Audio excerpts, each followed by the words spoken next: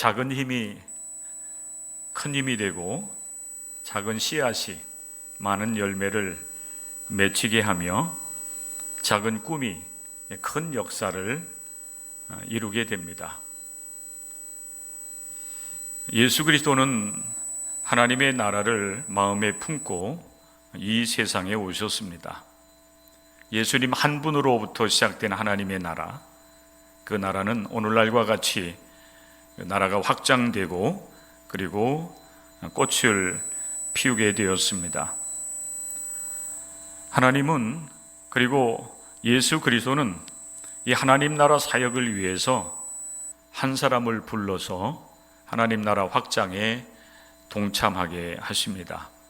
오늘 우리가 함께 읽고 나누게 되는 누가복음 5장 1절 이하의 말씀은 바로 그 사실을 우리에게 증언하고 있는 말씀입니다. 오늘은 예수님의 부름에 응답하여서 따르는 사람들에 대한 말씀을 여러분과 함께 나누고자 합니다.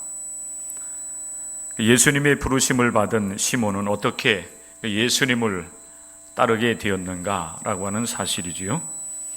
이 말씀 속에서 여러분을 부르신 하나님, 또 여러분을 지금도 부르시는 예수님을 여러분들이 만나시고 그분의 부르심에 응답하는 놀라운 은혜가 여러분 가운데 임할 수 있기를 주님의 이름으로 간절히 축복합니다.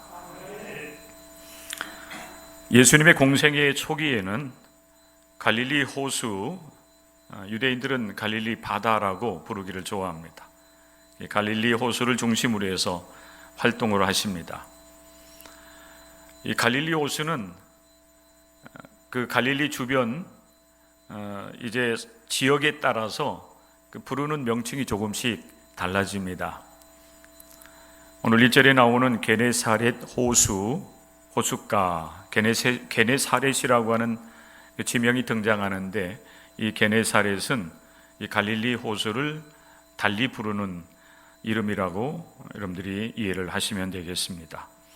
예수님께서 이 게네사렛 호숫가에 계시니 많은 무리가 몰려왔습니다. 지난 주간에 우리가 함께 나눈 말씀 여러분 혹시 기억할지 모르겠지만은 예수님이 계시는 그곳에는 많은 무리들이 항상 몰려들었습니다. 오늘 이 말씀도 보면 그렇게 말씀이 시작되고 있습니다. 예수님께서는 게네사렛 호숫가에서 하나님의 말씀을 전하고 있었습니다.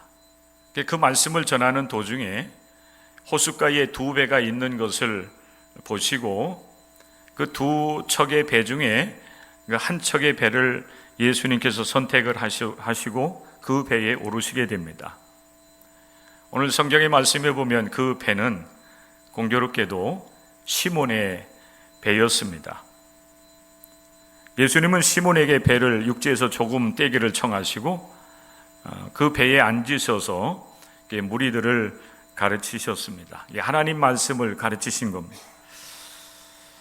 먼저 여러분과 같이 이 말씀을 통해서 함께 은혜를 나누면서 왜 예수님께서는 시몬의 배에 오르시게 되었을까라고 하는 그런 질문을 하면서 이 말씀을 여러분과 같이 이렇게 시작을 합니다. 그 이유를 보면 방금 전에 제가 여러분들에게 말씀을 드린 것과 같이 예수님께서 배에 오르신 목적은 우선적으로 보면은 그 말씀을 효과적으로 전하기 위한 목적이 있었음을 우리는 알 수가 있습니다. 예수님께서 게네사렛 호숫가, 아마 물에서 가장 가까이에 서 계셨을 겁니다. 그리고 많은 무리들이 예수님 주위에 몰려 있었고 예수님을 통해서 하나님의 말씀을 듣고 있었던 것입니다. 우리도 마찬가지지만은 사실 언제 어느 시간부터 예배가 시작되고 말씀을 이제 시작합니다. 이렇게 이미 이제 공지가 되어 있지만은 사실 그 시간에 정확하게 맞춰서 미리 와서 준비하고 시간이 되었습니다. 지금부터 이제 말씀을 전하겠습니다 하고 성경을 읽고 또 말씀을 가르치는 일, 정시에 시작되기는 사실 쉽지는 않습니다. 대부분의 사람들이 그렇게 약속된 시간을 지켜서 말씀을 듣는 시간에 참석을 하지만은 또 소수의 몇몇 사람들은 그렇지 못하지요. 물 좀 떠다 드리세요. 그렇지 못한 사람들도 분명히 있는 것입니다. 그러니까 예수님 주변에 많은 그 무리들이 몰려왔고 말씀을 듣는 가운데 그 이후에도 아마 많은 사람들이 그 예수님께서 말씀을 가르치시는 그곳으로 아마 몰려 들어왔을 것입니다. 그래서 예수님께서는 좀 더 효과적으로 이제 말씀을 전하기 위해서 두 척의 배가 호숫가에 있는 것을 보시고 한 배를 선택해서 오르셨는데 그 배가 마침 시몬의 배였다라고 하는 겁니다. 그래서 예수님은 시몬에게 배를 조금 더 육지에서 좀 이렇게 이제 떼기를 원하셨고, 시몬은 예수님의 말씀을 따라서 이제 배를 저어서 아마 무리들로부터 이렇게 조금 떨어져서 무리들에게 하나님의 말씀을 가르치시기를 원하셨던 것 같습니다. 효과적으로 무리들을 바라보시면서 또 많은 무리들이 가까이 있게 되면은 뭔가 이렇게 서로 그 상호작용이 이루어지지 않지 않습니까? 그렇기 때문에 예수님께서 배를 타시고 무리들과는 조금 이렇게 떨어지셔서 말씀을 전하기 시작을 하신 것입니다. 그런 목적을 가지고 시몬의 배에 오르신 것입니다. 그런데 오늘 이 말씀을 전반적으로 이렇게 살펴보게 되면 단순하게 말씀을 효과적으로 전하기 위해서 배를 타고 무리들에게서 이렇게 조금 떨어지신 것만은 아니었어요. 더 직접적인 이유를 본다라고 하면은 사실 그 배의 주인인 시몬을 부르시려는 목적이 분명히 있었습니다. 그 말씀이 이제 그 결론적인 이야기가 이 누가복음 5장 1절 이하 쭉 말씀이 전개되면서 마지막 부분에 예수님께서 놀라운 일들을 행하시고 이제 나를 따라오라고 그렇게 초청하시는 그 모습 속에서 우리가 발견을 할 수 있게 되는 것입니다. 예수님께서 막 시작한 하나님의 꿈, 그것은 하나님 나라를 선포하는 일이었습니다. 우리가 이 하나님 나라 말씀을 선포한다라고 하는 이 말을 우리가 사실은 잘 듣기 쉽지는 않아요. 어려워요. 하나님 나라라고 하는 용어가 사실 우리에게 굉장히 생소합니다. 하나님 말씀, 이렇게 우리가 얘기하면은 굉장히 쉬운데, 그런데 오늘 말씀을 보면 하나님 나라를 가르치시고 하나님 나라를 선포하는 일들을 이제 예수께서 행하시는 겁니다. 예수님은 이 사역을 감당하시기 위해서 꿈을 가지시고 이 세상에 오신 것입니다. 그리고 예수님께서 이루시길 원하시는 하나님 나라 선포하는 일을 통해서 하나님 나라를 이루어나가는 이 큰 꿈을 이루어나갈 사람들을 예수님께서 필요하시고, 그리고 시몬의 배를 이제 배에 오르시고 나중에는 시몬을 부르셔서 하나님 나라 사역을 위해서 일꾼으로서 그를 받아들이시는 일들을 예수께서 감당을 하고 계시는 것입니다. 예수님께서 시몬을 부르시는 이 부르심은 굉장한 의미가 있는 것입니다. 예수님 혼자서도 그 일을 이뤄나가실 수가 있으셨겠지만은, 그러나 하나님께서는 그렇게 행하지 아니하시고 예수님을 통해서 구원의 문을 활짝 열어놓으시고 난 이후에는 그가 부르신 하나님의 사람들, 예수의 사람들을 통해서 이제 그 복음을 예루살렘과 온 유대와 사마리아와 땅끝까지 이르러서 증거하면서 그들을 통해서 하나님 나라의 이제 그 사역을 이루어가기를 원하셨던 것입니다. 그래서 이 시몬을 예수께서 이제 부르시는 이 부르심은 굉장한 의미가 있다라고 하는 것입니다. 그렇게 예수님은 시몬을 부르셔서 하나님 나라의 그 사역을 위해서 일할 수 있도록 그를 부르셨다라고 한다면, 오늘날 여러분, 우리 하나님께서는 또한 여러분 우리를 부르시지 않습니까? 우리를 부르시는 이 부름도 시몬을 부르시는 그 부름에 못지 아니하게 굉장한 의미가 있다라고 하는 사실입니다. 우리가 이 사실을 알 때에 비로소 우리들도 예수님과 함께 이 땅 위에서 우리에게 맡겨주신 복음의 사명을 감당할 수 있는 하나님의 사람들이 될 수가 있는 것입니다. 예수님께서 시몬의 배를 이용하셔서 하나님의 말씀을 가르치십니다. 그 말씀을 이제 다 가르치시기를 마치셨어요. 그리고 나서 예수님은 시몬에게 말씀을 하십니다. 깊은 데로 가서 그물을 내려 고기를 잡으라. 여기에서 우리가 잠깐 여러분 숨고르기를 좀 하실 수 있어야 돼요. 왜 그런가 하면 시몬에게 이제 예수님께서 말씀을 하시는데 시몬의 고민이 있었을 것 같다 하는 생각이 들어요. 여러분도 마찬가지예요. 하나님의 말씀을 읽을 때 많은 말씀을 내가 읽어서 성경을 많이 읽었다. 사실 어떤 성취감도 있고, 누구에겐가 또 내가 나는 요즘에 성경을 읽는데 그 성경이 너무너무 좋아. 그래서 그 성경을 많이 읽고 그것을 또 자랑 삼아 얘기하고 싶은 어떤 욕심도 여러분에게 생길지 모르겠습니다만은, 때때로 여러분 우리가 정말 우리에게 이미 주신 이 하나님의 말씀, 이 계시의 말씀을 우리가 읽고 이 말씀 속에서 하나님의 음성을 들으려고 하면 말씀을 읽다가 때때로 우리는 잠시 숨을 고를 수 있어야 돼요.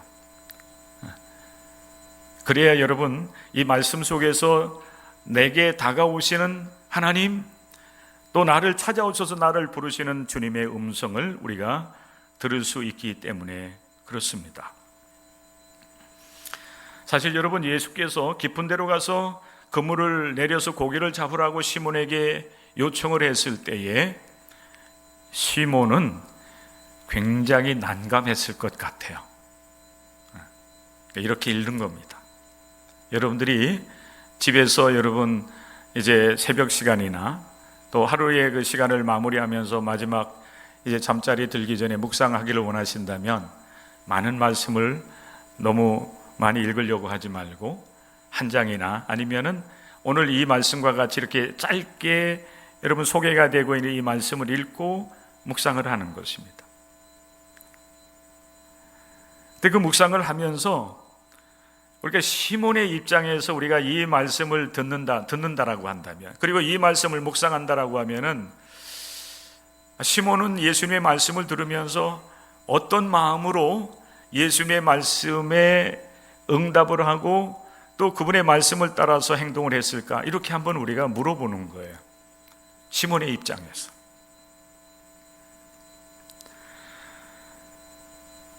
사실 여러분, 그렇게 묻는다고 해서 누군가가 우리에게 분명하게 가르쳐주는 사람은 없어요.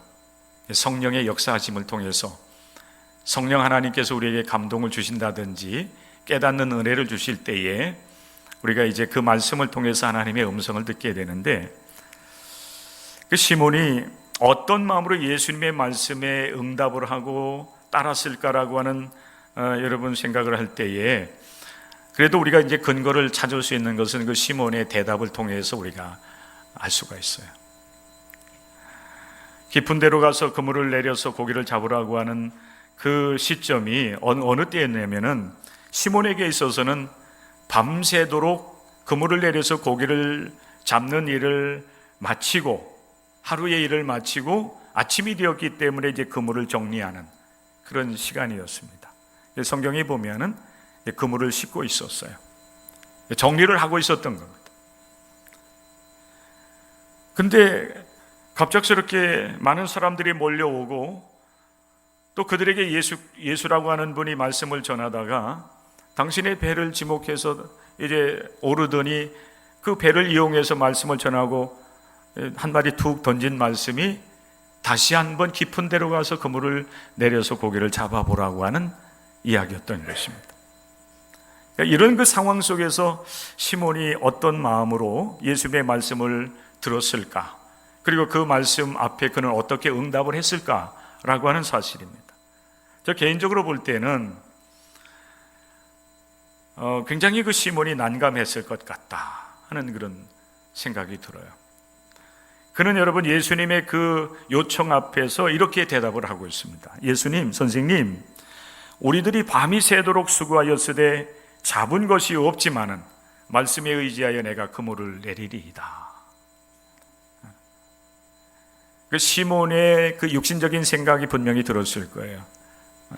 지금은 이제 모든 하루의 일과를 마치고 밤새도록 이제 그물을 내리고 끌어올리는 일들을 반복하는 일을 행하고서 아침이 되어서 이제 정리를 하면서 쉼을 갖기 위해서 마무리를 하고 있는 이 시점에 다시 배를 저어서 깊은 데로 가고, 그리고 깨끗하게 정리한 그물을 또 다시 던져야 되는 그런 수고로움, 육신의 생각이 여러분 들지 않았겠습니까? 그리고 시몬은 오랫동안 그 게네사렛 호수, 갈릴리 여러분 호수에서 그물을 이제 내리고, 그래서 고기를 잡아서 생계를 유지하는 그런 일을 해왔기 때문에 어떤 그의 합리적인 생각, 또 그의 경험적인 그런 생각, 이런 것이 굉장히 그 시몬의 머리를 혼란하게 했을 것 같습니다. 그럼에도 불구하고 그 시몬은 그 예수님의 요청 앞에 전적으로 이렇게 거부를 하지 못해요. 우리가 사실 잘 아는 것처럼 시몬은 굉장히 그 직선적이고 또 감정적이고 성급하고 뭐 이런 얘기들을 우리가 많이 소개해 받지 않았습니까? 그런 이 성격 유형을 가지고 있는 사람이라고 한다면 사실 그의 어떤 육신적인 생각이나 경험상으로 볼 때에 지금은 그때가 아닙니다라고 예수님께 얼마든지 직설적으로 반응을 할 수 있었음에도 불구하고 시몬은 이렇게 대답을 하고 있습니다. 우리들이 밤이 새도록 수고하였을 때 잡은 것이 없지만, 예수님 당신께서 요청을 하시니, 말씀을 하시니 그 말씀을 의지하여 내가 그물을 내리겠습니다. 그럼에도 불구하고, 그죠? 그 시몬의 그 생각, 굉장히 혼란스러운 그런 마음이었음에도 불구하고 전적으로 예수님의 말씀을 거부할 수 없는, 어찌할 수 없는 그런 어떤 그 힘이 시몬을 이끌어간 거예요. 보이지 않는 능력이 시몬을 이끌어간 겁니다. 보이지 않는 어떤 힘이 시몬의 어떤 그 육신의 생각이라든지 이성적 생각, 경험적인 어떤 판단, 이런 것을 잠시 이렇게 누르고 그를 이끌어간 겁니다. 그래서 시몬은 예수님께 대답하지요. 그래, 밤새도록 우리가 수고했지만 아무것도 잡지 못했습니다. 그러나 주님의 말씀에 의지하여서 깊은 데로 가서 그물을 내리겠습니다. 여러분, 이런 그 상황을 우리가 정황을 헤아려 본다라고 하면은 우리가 흔히 생각하는 것처럼 그 시몬이 굉장히 예수님의 말씀에 전적으로 순종해서 기쁜 마음으로 깊은 데로 가서 그물을 내리지는 않았을 수도 있어요. 전적으로 맞는 것은 아닐 수도 있어요. 그러나 여러분, 상황을 우리가 미루어 짐작해 보면 얼마든지 여러분 이런 상황이 있을 수도 있는 것입니다. 그런데 놀라운 일이 생기지요. 그럼에도 불구하고 깊은 데로 가서 그물을 내렸을 때에 놀라운 일, 심이 많은 고기가 그물에 잡히는 겁니다. 그가 밤새도록 수고했음에도 불구하고 잡은 것이 없었지만은, 그러나 인간적인 생각이나 이성적으로나 또 경험적으로 볼 때는 안 될 것 같았는데 예수님의 말씀을 따라서 그렇게 그물을 내렸더니 성경은 말씀을 하기를 심이 많은 고기가 잡혀서 그물이 찢어지는지라 그랬어요. 찢어질 정도로 많이 잡힌 것이 아니라 실제적으로 여러분 찢어지게 많은 고기들이 여러분 잡혔고, 그들로서는 해결할 수 없었기 때문에 다른 배의 도움을 청해서, 사람들의 도움을 통해서 그물에 잡힌 고기를 두 배에 채우게 되었다. 성경은 이렇게 증언을 합니다. 두 배의 채움에 그 배가 잠기게 되었다. 가라앉았으면 큰일 나요. 가라앉지는 않았겠지요. 성경은 사실은 잠기게 되었다. 물론 이제 잠길 정도로 이렇게 많이 물고기가 잡혔다, 이런 그 표현이 될 것입니다. 여러분, 이 일로 인하여서 시몬이 두 가지 반응을 해요. 첫째가 뭡니까, 여러분? 두려움에 사로잡혀요. 이분이 누구지? 도대체 이분이 누구이시길래 우리가 그렇게 수년 동안 경험을 통해서 밤새도록 물고기를 잡는 일을 해왔는데, 그리고 그렇게 할 때에 많은 물고기를 잡아서 생계를 유지할 수 있었는데, 우리가 육신적인 생각이나 판단이나 경험상으로 볼 때 안 되는 그 시점에 그곳으로 가서 물고기를 이렇게 많이 잡을 수 있게 하시다니, 도대체 이분은 누구이신가? 그 두려움 속에서 시몬은 예수님의 무릎에 엎드립니다. 그러면서 여러분, 그가 고백하는 한마디 고백이 있어요. 주여, 나를 떠나소서. 나는 죄인입니다.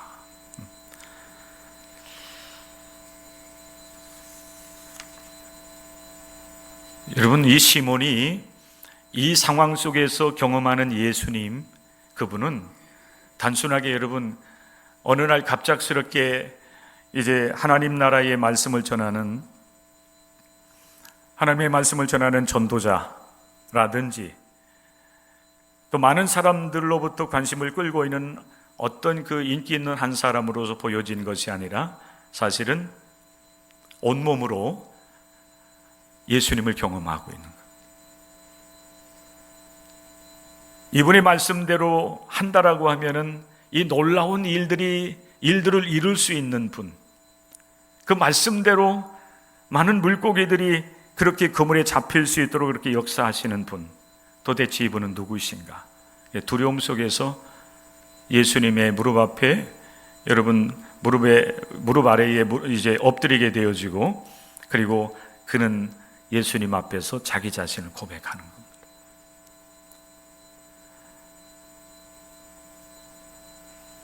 나는 죄인입니다.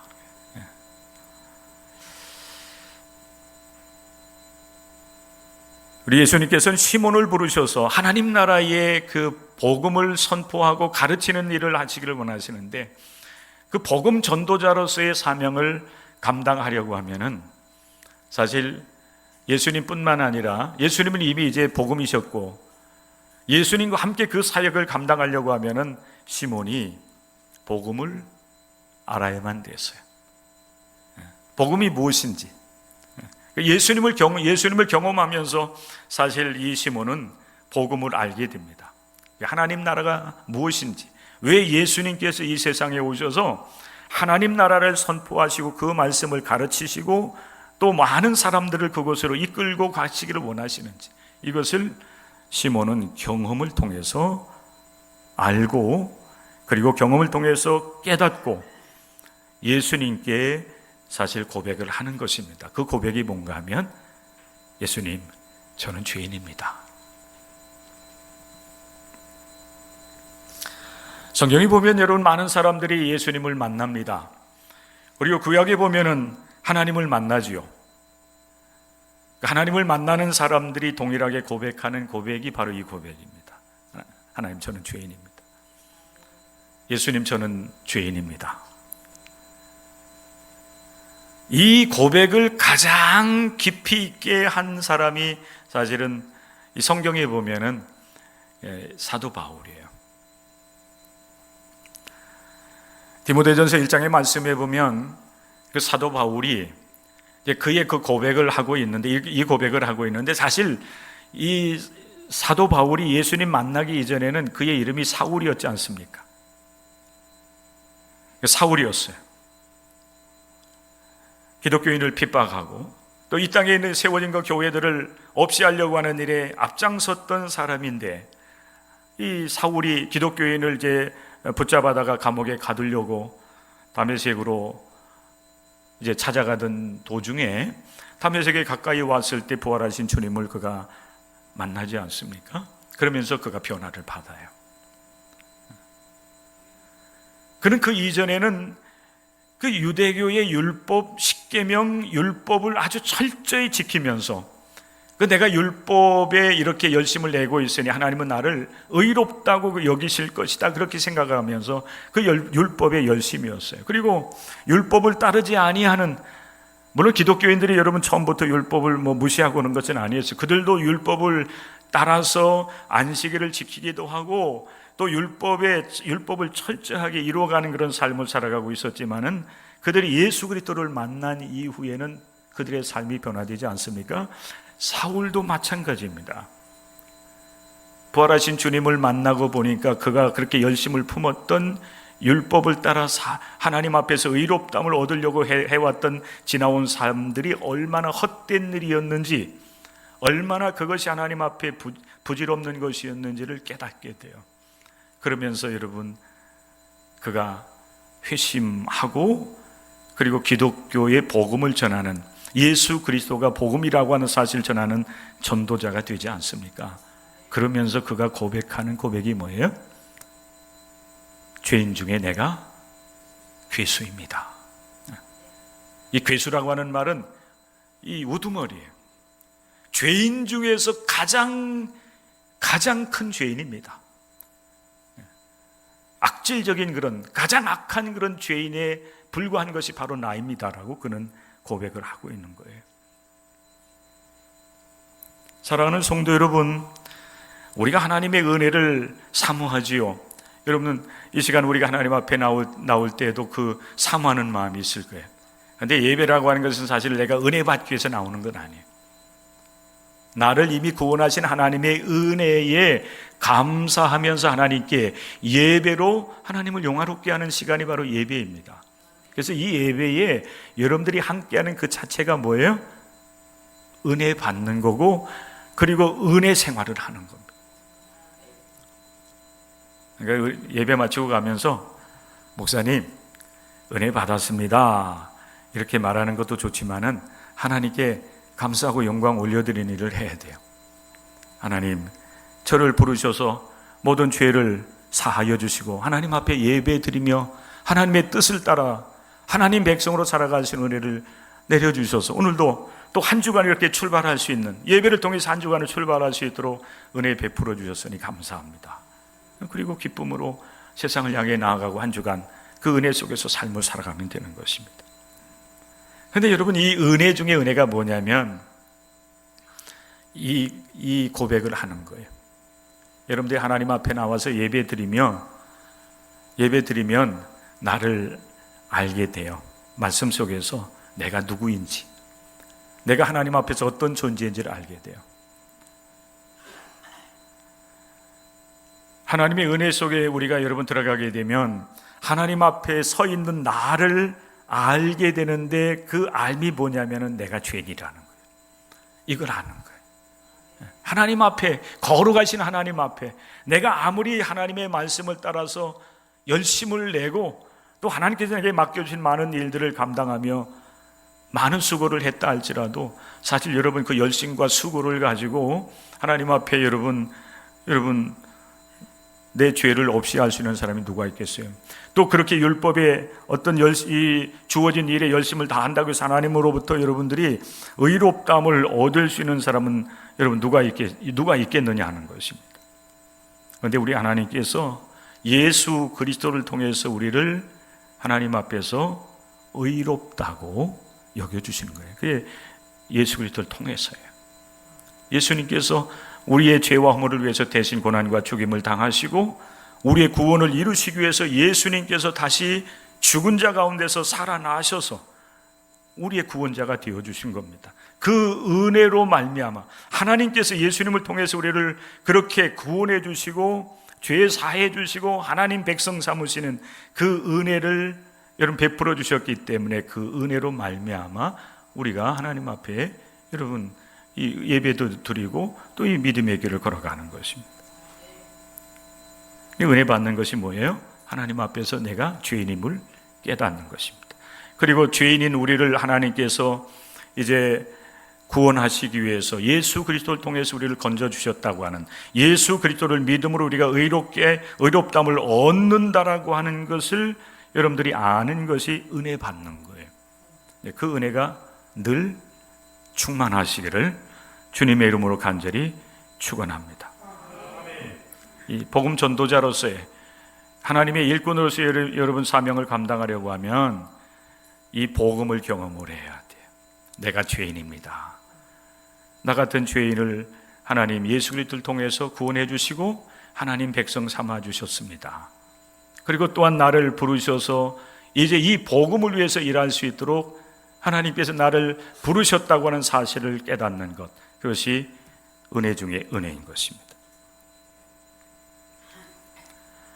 여러분, 시몬이 예수님께서 행하시는 그 놀라운 일들을 이제 몸으로 경험을 하면서 그는 고백을 해요. 예수님, 저는 죄인입니다. 예수님, 내가 예수님과 함께 할 수 없을 만큼 저는 죄인입니다. 예수님, 저를 떠나주십시오. 그런데 예수님께서 그렇게 자신의 죄를 깨닫고 예수님 무릎 아래에 엎드려 있는 시몬을 예수님께서 부르십니다. 이 부르심은 단순하게 이 시몬을 일으키는 부름이 아니었어요. 힘들게 엎드려 있지 말고 일어나시오, 이런 부름이 아니었어요. 예수님께서 시몬에게 말씀하지 않습니까? 무서워하지 말아라. 이제후로는 내가 사람을 취하리라. 놀라 두려움 속에서 엎드려 있는 시몬을 예수님께서 일으키시는데, 이 부르심은 단순하게 이제 또 다른 삶을 위해서 이제 가야 되지 않겠느냐, 이렇게 여러분 부르시는 것이 아니라, 오늘 시몬을 부르시는 이 부르심은 사람을 취하는 일을 위해서 시몬을 부르시는 것입니다.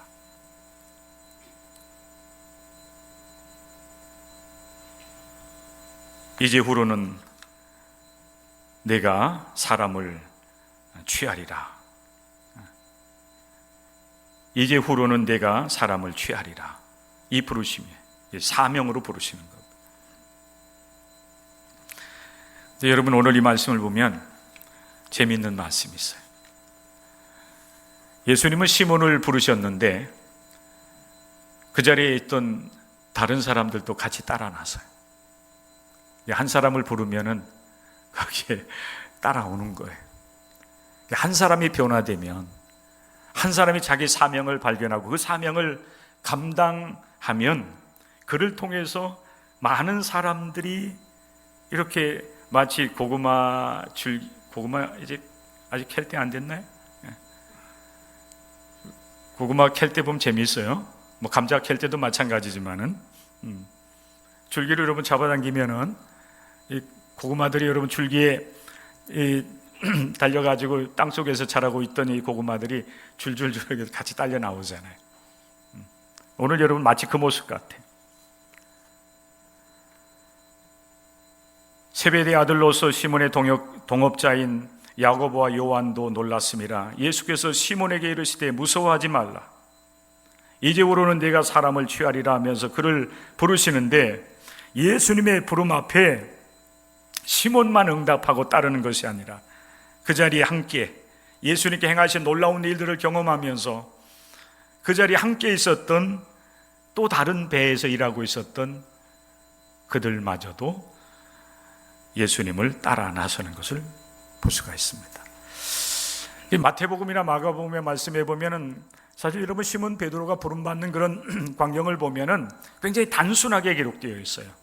예수님께서 호숫가를 갈릴리 바닷가를 거니시다가 물고기를 잡는 이제 베드로 형제, 또 오늘 여기에 등장하고 있는 그 요한 형제, 야고보와 요한, 이들을 이제 보시면서 나를 따라오너라 이렇게 예수님께 초청을 하시고, 또 그들은 예수님의 그 부르심 앞에 곧 응답을 하고 모든 것을 버려두고 예수님을 따랐다라고 이렇게 증언을 하고 있는데, 이 누가복음만은 그렇지 않아요.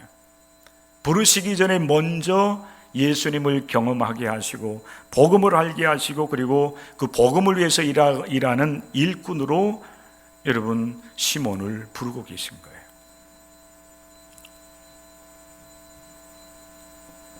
사실 여러분, 이들이 예수님을 따라 나서지만은 이들이 가야 될 길은 넓은 길, 형통한 길이 아니었습니다. 좁은 길이었고 협착한 길이었습니다. 결국에는 마지막 순간에는 주님을 위해서 십자가를 지는 길이었습니다. 그럼에도 불구하고 그들은 예수님의 부름에 응답해서 따라 나서는 거예요.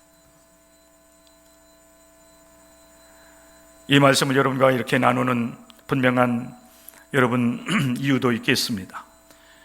우리를 부르신 하나님의 은혜가 이렇게 크다고 하는 그 사실을 여러분이 알게 되기를 원할 뿐만 아니라, 우리를 부르심은 단순한 부르심이 아니라 시몬을 부르셔서 하나님 나라를 위해서 일하는 일꾼이 되기를 원하셨던 것처럼, 오늘 이 시대 우리 하나님께서 누구를 통해서는 어떻게 우리를 부르셨든지 간에 하나님은 우리를 불러내셨는데, 우리를 부르신 목적은 우리의 영혼의 구원만이 아니라 우리를 통해서 하나님 나라 일꾼으로서 삶을 살아가기를 원하셔서 우리를 불러내시는 것입니다.